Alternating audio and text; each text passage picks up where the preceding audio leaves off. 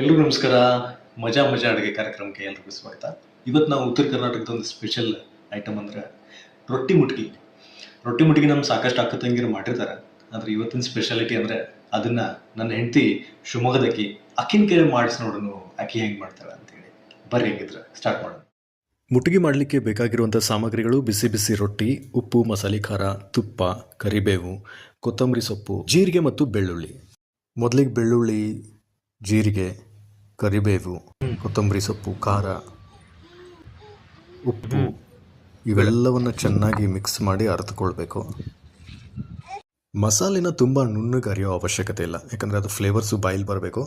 ಅದಾದಮೇಲೆ ಬಿಸಿ ರೊಟ್ಟಿ ಮೇಲೆ ತುಪ್ಪನ ಹಾಕಿ ಆ ಅರ್ದಿರೋ ಮಸಾಲೆನ ರೊಟ್ಟಿಗೆ ಎಲ್ಲ ಕಡೆ ಚೆನ್ನಾಗಿ ಸವರಬೇಕು.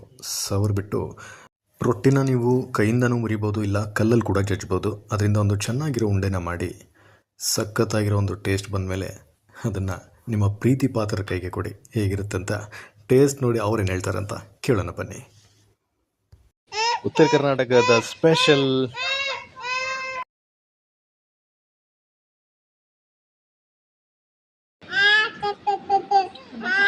ಚಲೋ ಐತೆ.